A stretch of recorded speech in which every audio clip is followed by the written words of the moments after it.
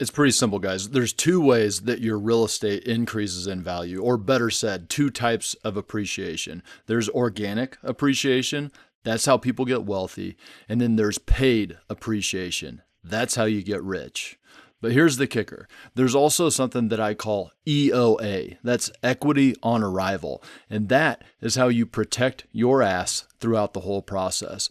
So let's get started with section one. That's organic appreciation. Now, you've probably heard of a place called Mesopotamia. This is like pre-Bible days where they invented the wheel. But the thing is that archaeologists, when they dug up this ancient civilization, they found these clay tablets, which were basically the trading of land, of real estate. So the point here is that trading of real estate, people getting wealthy from real estate, has been around for thousands of years.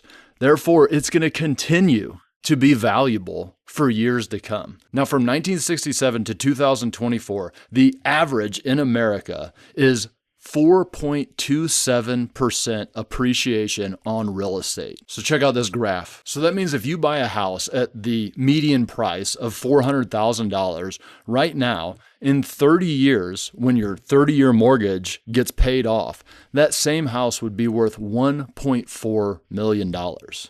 Yeah, that's right. That's why I cry every time I have to sell a property. And don't take it from me, take it from the late great Andrew Carnegie, who said 90% of millionaires became so through owning real estate. And I'd say that guy probably knows what he was talking about. But the thing is, the biggest source of wealth for most people in America is their primary residence. And what I always thought is if that works for your primary residence, why wouldn't you buy a whole bunch more of those? But that is organic appreciation. If you just buy that property and sit on it, it will become more valuable. And sure, there are dips in the market like we saw in 2008, but those same houses that were worth a lot less in 2008, they've all appreciated in value and now are worth multiples what they were worth back then. So does that mean that you should just buy a property and then wait to become wealthy? Yeah, I didn't think so. I don't like that idea either. So that's where paid appreciation comes in. However, before you really understand paid appreciation, you have to understand a concept that's called the Livability Index, and that's section 2. Now, I really need you guys to get engaged right now. The concept of the Livability Index is what is going to get you rich, and that will ultimately help you become wealthy and be able to hold these properties long term. Okay, so let's take an average neighborhood where the houses that are nice sell for around $330,000 to $360,000. You see this little cluster over here on the right-hand side of this graph.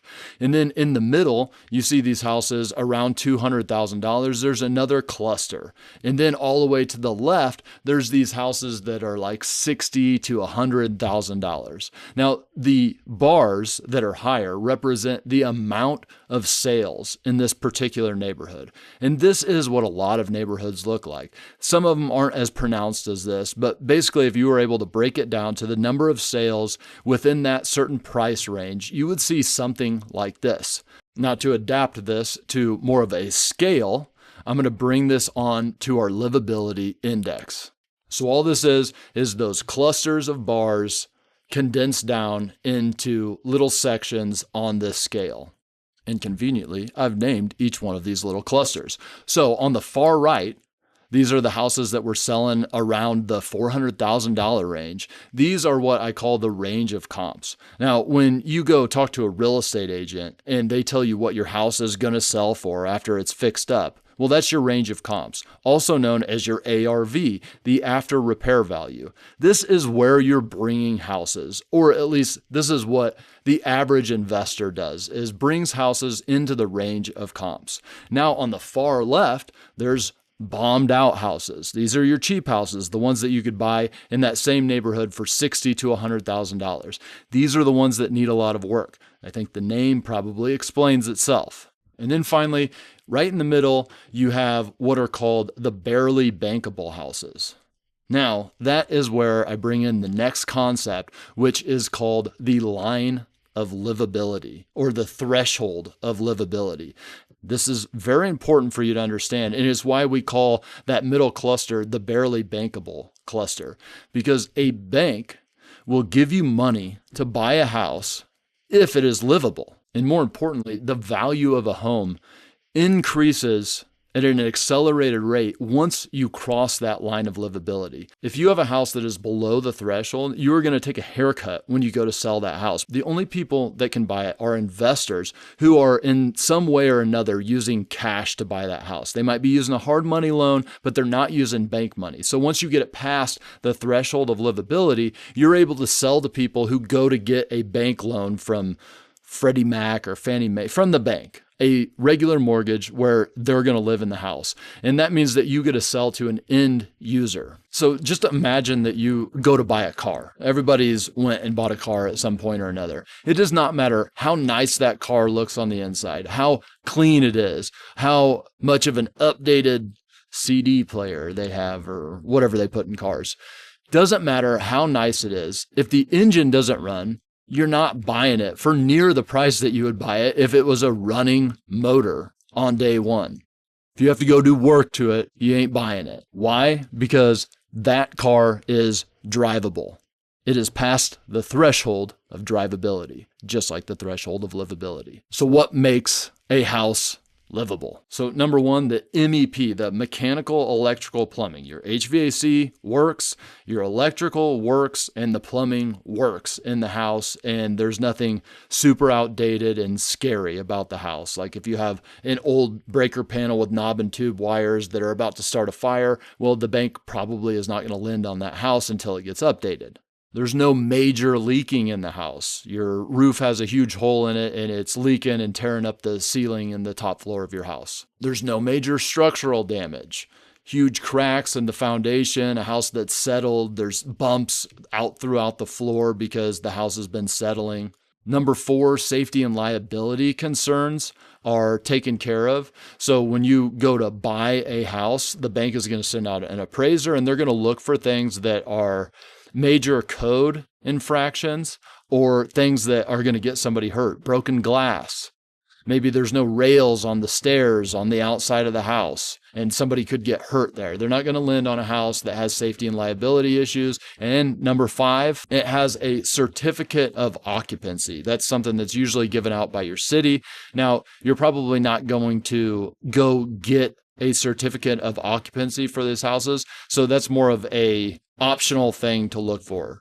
It depends on the municipality that you're in. Some of the municipalities will put these on the records for a house, others don't. So that one, number five, depends where you're at. Now that you understand the livability index, you can understand paid appreciation. In fact, you can very easily understand it now. You probably already do, but I'll explain just a little bit deeper for you. Now remember, if you just buy and hold a house, you'll get that organic appreciation and ultimately you will become wealthy if you're able to hold on to that. But as an investor, you also need to make money today as a business. And that's why you need to also have paid appreciation. And it's a very simple equation. It is your ARV, which you know what that means. That's the after repair value. That's what the house would sell for after it's fixed up, minus the acquisition cost, what you bought that house for. So let's take one of those bombed out houses as an example. Then minus the project cost, which is usually your rehab costs and other costs of holding the property. ARV minus acquisition cost minus project cost equals your profit. Simple enough, but let me make it just a little bit easier. Now here's the livability index. You're basically going to either take a house that's bombed out and you're going to move it to the range of comps, or you're going to buy a house that's barely bankable and move it to the range of comps. That is how you force appreciation. That is your paid appreciation. Said slightly differently, the amount you're able to increase the value of the home as you move it across this scale, minus the amount of money it takes you to move it across the scale, your project costs, equals the equity you put in your pocket. Here's an example. You have a house that's going to be worth $300,000 after you've fixed it up, minus the acquisition cost of $100,000. Let's say you bought a bombed out house, minus the rehab cost, the project cost of $80,000. Well, your profit is $120,000. That's the equity you get to put in your pocket. Now, are you going to make six figures on every flip you do? Heck no. And there's other costs associated with this. It's not just the $80,000 project cost. There are going to be holding costs. There's going to be insurance, utilities, etc., etc. But my intention here is for you to understand what paid appreciation means, what forced equity really is. Because that's how we make money as real estate investors and as flippers. Flipping, real estate investing, kind of different, but the same thing. I think that flipping houses is kind of the catalyst to investing and holding in real estate for the long term. I talk a lot about that. Not going to get into it right now. Now, number 4 is the most important concept, and that's how you protect your butt throughout this whole process. That's EOA, equity on arrival. Now, when I first started investing in real estate, I watched too much HGTV, and I thought that the game was that you made houses as nice as humanly possible. So here are some pictures of the properties that I did. And they were beautiful properties, and it's just like what you saw on HGTV. And going back to the Livability Index, basically what I was trying to do is take that range of comps, and I was trying to make the house worth more money than the range of comps because, well, quite honestly, I just bought it at a bad deal in the first place. And that is the important concept to understand here, is that the Livability Index is the same thing as your risk index. So you have your livability threshold. And once you pass that threshold, you're able to monetize without taking a humongous haircut. That means the further away you are from the livability threshold, the more risk you have. Because until you get it there, you can't really fully monetize the property. So the furthest thing from the threshold is raw land. Let's say that you're a builder. You want to build a new property. Well, you're as far away from livability as you can possibly be. And you're not actually going to get there until the very end of the project, because on a new build, you actually do get a certificate of occupancy. So you might have everything done with that property, but until you get that CO, certificate of occupancy, it is still not a livable house. So that's why I don't do a lot of new builds, because it is the riskiest thing, in my opinion. Yeah, there are some pros to doing new builds, and I have certainly done them, but my bread and butter is doing projects where I can force appreciation, paid appreciation, because I have control. I have minimized my downside risk because I'm buying houses that are close to the livability threshold. And then I'm making a plan not to go backwards on the livability index, but only go forward and hop over that threshold. So now I'm in the money. But there's one more thing to understand.